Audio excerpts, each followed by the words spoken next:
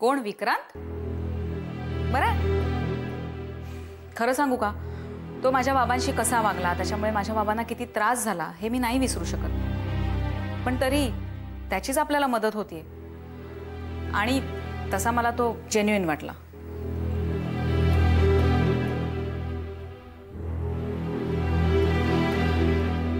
Okay, bye. Priya, तू कधी आलास? हा काय, आत्ताच येतोय. तू फोनवर कोणाची तरी तारीफ करत असताना आलो मी. अच्छा, म्हणजे तू माझं बोलणं ऐकलंस तर? ऐकलं वगैरे नाही, सहज माझ्या कानावर पडलं. Okay, yeah, but it's not right. Okay, I am sorry. बस, इट्स ओके. मग काय चाललंय बाकी? काय काही नाही, रुटीन. तू सांग, तुझं काय चाललंय? काय नाही ग, सकाळपासून आधीला काही फोन लागला नाही, म्हणलं चला शोधू. अच्छा, म्हणजे तू दादाला भेटायला आलायस? तो तर वसईला गेलाय. या, आय नो, कळलं मला बाहेर. एक मिनिट. हॅलो. हा प्रिया, मी विक्रांत बोलतोय. हां, बोला विक्रांत. मला जरा तुझ्याशी बोलायचं आहे. काय? नाही, असं फोनवर नको, आपण भेटून बोलू शकतो का? तुला आज वेळ आहे का? आपल्या या गोष्टीसाठी माझ्याकडे वेळच वेळ आहे. राईट आहे, आपल्या नेहमीच्या जागेवर संध्याकाळी. ओके, येते मी. Yeah, bye. Bye. Okay Priya, congratulations. कशाबद्दल? बॉयफ्रेंड आहे ना? कोणी सांगितलं तुला? सांगायला कशाला पाहिजे, आत्ताच तर कोणाशी तरी फोनवर बोलत होतीस आणि म्हणत होतीस तो खूप जेन्युइन वगैरे. एक तर मी क्षिप्राशी बोलत होते. हो, आणि दुसरं म्हणजे तुला जसं वाटतंय तसं माझ्यात आणि विक्रांतमध्ये काहीच नाहीये. विक्रांत कूल. आणि तो त्याच्या कामात जेन्युइन आहे असं मी म्हटलं. I thought. No, you thought wrong. आणि असं काही असेल तेव्हा मी सांगेन तुला.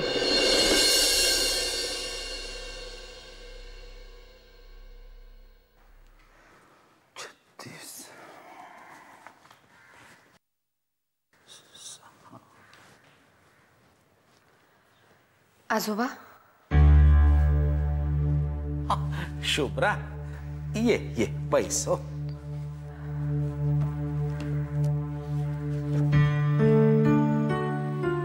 येतो आम्ही. निघताय? ठीक आहे, सांभाळून जा हो. आणि कुठल्याही गोष्टीचा मनस्ताप करून घ्यायचा नाही. तुला काहीही लागलं, विचारावंसं वाटलं तर मला निसंकोचपणे फोन कर हो. आजोबा, एक विचारू? काय बाळ? तुम्हाला असं तर नाही वाटत आहे ना की मी जो विचार करते तो चुकीचा आहे?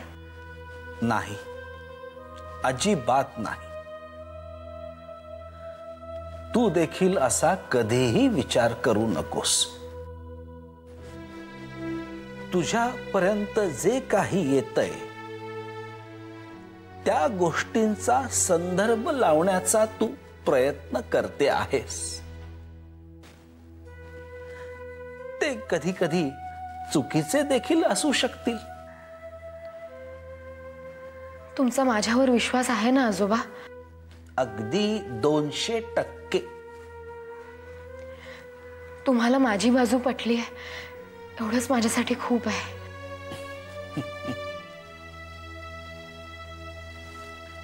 त्याचं असं आहे शुभ्रा, कुठल्याही अतर्क्य गोष्टी मागे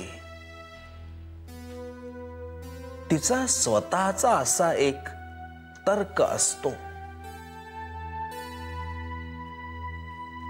त्याशिवाय गोष्टी घडतच नाहीत.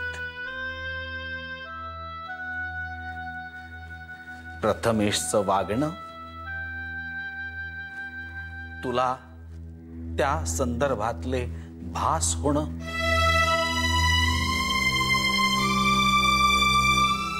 या सगळ्या मागे सुद्धा एक तर्क आहे. आपल्याला त्याचं नीटचं उत्तर सापडलेलं नाहीये. पण ते सापडणार नाही असंही होणार नाही.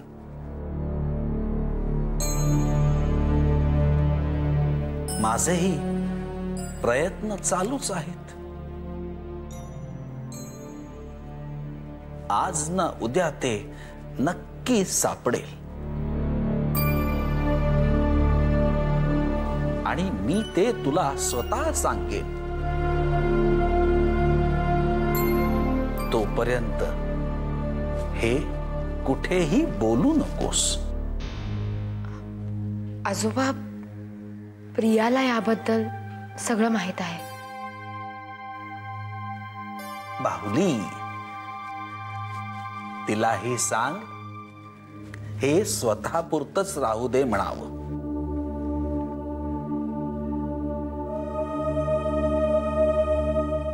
माझ्यासाठी आता एक मोठं आवाहन आहे.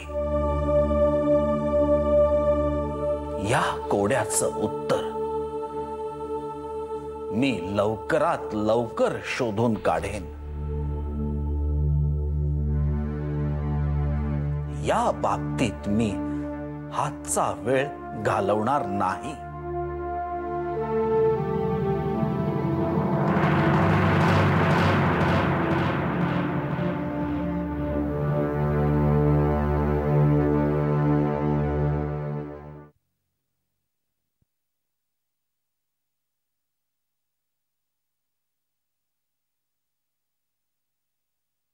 अरे वा, अभिमान, तू चक्क वाचतोयस. क्या बात है. डोळे भरून आले आमचे. बा प्लीज. काय वाचतोयस एवढं? काय दिसतंय? हे डायरी आहे. ते मलाही दिसतंय रे, पण कोणाची डायरी आहे? नाही म्हणजे तू स्वतः काही डायरी वगैरे लिहिण्याच्या फंदात पडणार नाहीस. आणि लिहायला बसलाच चुकून तरी रोज रोज काय लिहिणार तू? तेच तेच तेच तेच. कोणाची डायरी आहे? सुलेखाची डायरी आहे. दुसऱ्याची डायरी वाचणं चूक, मग ती स्वतःची बायको असली तरी. एक मिनिट. हॅलो, हा बोलतोय. आपण कोण?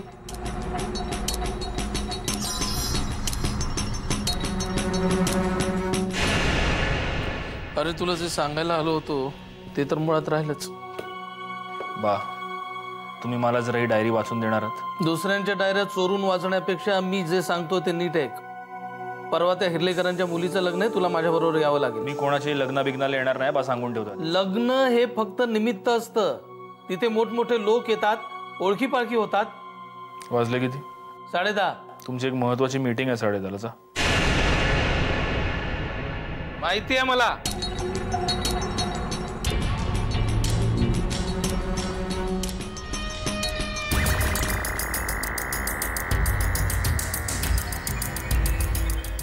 ही डायरी सुलेखाची तर नाही.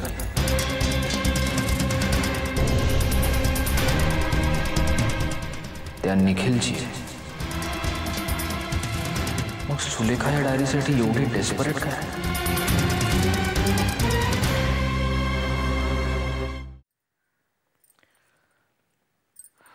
पंच, तुम्हाला एक गोष्ट विचारायची म्हणतेय, विचारू का? हो, विचार ना. रागवणार नसाल तर विचारते. अगं बाई, नाही रागवणार, विचार. तुमचं आणि पूनमचं नेमकं म्हणजे कशावरून नेमकं भांडण झालं? एवढं असं काय झालं की तुम्ही अगदी ते घर सोडूनच आलात? नंतर पूनमचा एक फोनही नाही तुमची चौकशी करायला. काय झालं एवढं? अगं काय सांगू वहिनी तुला मी. जाऊ दे ना, माझ्या कर्माचे भोग आहेत, ते मला भोगलेच पाहिजेत ना. अहो, असं काय म्हणताय? म्हणजे घरात एवढा मोठा वाद झाला आणि तो मिटवायला आम्ही काहीच केलं नाही, असं नको ना व्हायला, म्हणून मी विचारते. अच्छा, म्हणजे मी इथे राहिलेलं तुला पसंत नाहीये वाटतं? अहो असं काही नाहीये, मला वाटलंच तुम्ही असा गैरसमज करून घेणार म्हणून नव्हते विचारत. मग झालं तर झालं, गेलं गंगेला मिळालं. ते त्यांच्या घरात सुखी आहेत, आपण इथे सुखी आहोत. हो असं कसं? तेवढ्या छोट्याशा वादामुळे तुमचं त्या घराशी नातं तुटलं. तुमचं आणि पूनमचं पुन्हा जुळावं असं खरंच मला मनापासून वाटतंय. आणि कृपा करून तुम्ही या घराला नको आहात हा समज डोक्यातून काढून टाका. पंच तुम्ही आम्हाला हव्या आहात, आम्हाला सगळ्यांना तुम्ही हव्या आहात. उद्या तुमचं आणि पूनमचं पुन्हा जुळलं ना तरी सुद्धा तुम्ही इथेच राहायचं कायमच. पण असं बघा, आपल्याच घरातले वाद शक्यतो लवकर मिटावेत असं नाही वाटत तुम्हाला? अगं जाऊ दे ना वहिनी, हे आता तू सगळं विचारतीयस, पण तिकडनं फोन आलाय का? म्हणजे त्यांना नकोच आहे ना? मी नाही म्हणजे असं काही नाही. आणि त्यांना सुद्धा मी अगदी खडसावून जाब विचारणार आहे, पण त्यासाठीच मला नेमकं वादाचं कारण नको का कळायला? अगं वादाचं कारण काही मोठं नव्हतं ग. आता एवढ्याशा कारणावरून तिने एवढा मोठा वाद घातला म्हणजे त्याच्यातच आलं की नाही सगळं? मला सांगा वंस, भांडणं आपली परक्यांशी होतात का? आपल्याच माणसांशी होतात ना, कारण ती हक्काची असतात. पण म्हणून लगेच कोणी नातं तोडून टाकतं का? खरं आहे वहिनी, मला अगदी भरून आलं बघ. तू किती विचार करतेस माझा. मी तुझ्या बोलण्याचा नक्की विचार करेन. खरंच करा. आणि जेव्हा तुम्हाला मनापासून वाटेल ना की हा वाद मिटावा तेव्हा मला सांगा. हं? बाळभाऊजी आणि पूनमला तुमच्या समोर आणून उभं करीन. बाळभाऊजी माझा शब्द टाळणार नाही. बर बोलता बोलता आठवलं, सुलेखा कशी आहे हो? म्हणजे हल्ली काय करते, असते कुठे? काही माहितीच नाही. गेल्या बरेच दिवसात पूनमच्या तोंडूनही नाव नाही ऐकलं तिचं. काही कल्पना नाही ग. म्हणजे बाळकडे आम्ही एकत्र राहत होतो ना तेव्हा भेटायची, पण आता ती वेगळीकडे राहते ना तेव्हापासून काही गाठभेट नाही. गेल्या कित्येक महिन्यात आमचं बोलणं नाही अगं.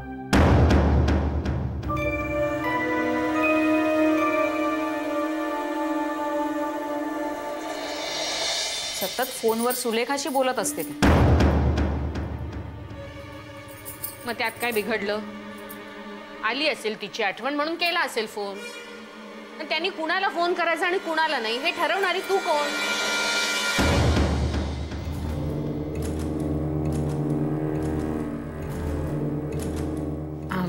हे दूध आहे गॅसवर, आलेच मी.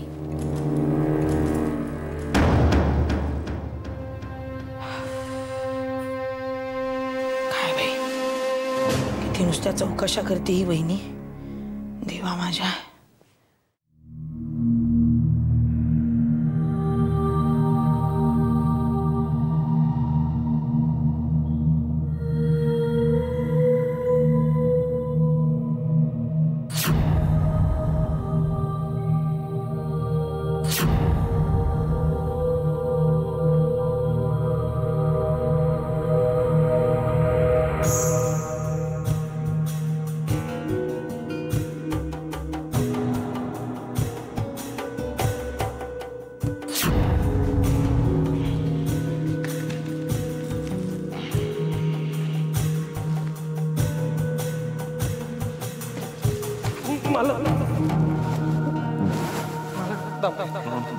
सोपान आहे मला. आम्ही ठीक आहे जी मला आमचं कामच वय मला एवढं लक्षात ठेव. बाबा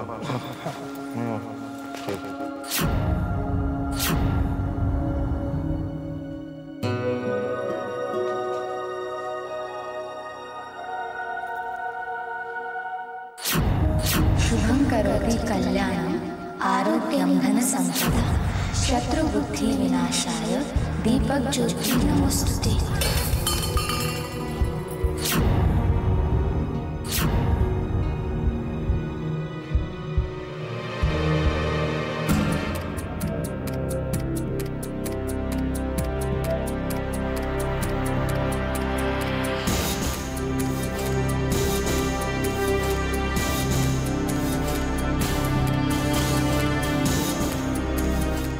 अहो वहिनी, असे डोळे मोठे करून काय पाहताय?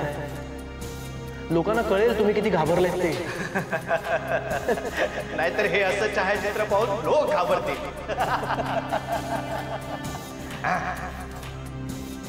मी नाही उभी राहणार त्या खोक्यासमोर. मला भीती वाटते. घाबरायचं काय त्यात? तो खोका फक्त तुझा सुंदर चेहरा आपल्या काळजात बंदिस्त करून आपली येणारी पिढी तुझ्या तस्बिरीकडे बघून म्हणेल, पार्वती आजी सारखी सुंदर स्त्री ह्या कुटुंबात कधी झालीच नाही. आपली नातवंड पंतवंड त्यांच्या सुनांना घेऊन येतील तेव्हा सासवा एकमेकांना कोपरं ढोसत म्हणतील, तशी बरी आहे. पण पार्वती आजींच्या नखाचीही सर नाही हो.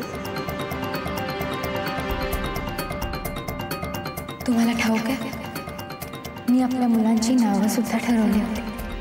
अच्छा. सर्वात मोठा मुलगा झाला तर मधुसूदन, शुभ्रा,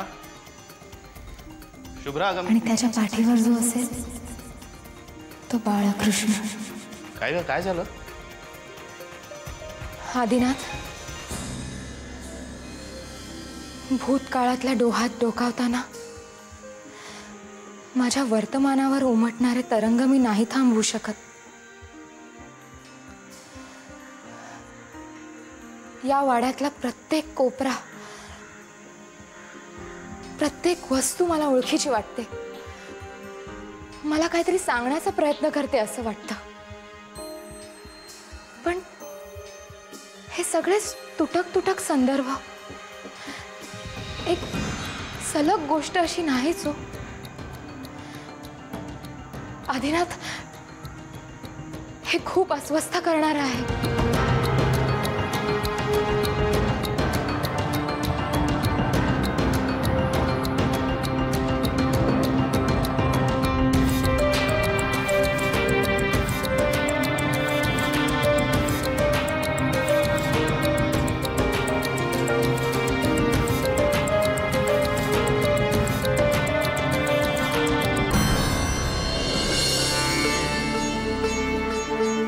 पार्वती थांब. पार्वती, पार्वती थांब तिथेच. उभी राहा तिथेच. पार्वती, पार्वती उभी राहा. पार्वती, पार्वती, पार्वती थांब म्हणतोय ना. थांब थांब थांब तिथेच. पार्वती थांब.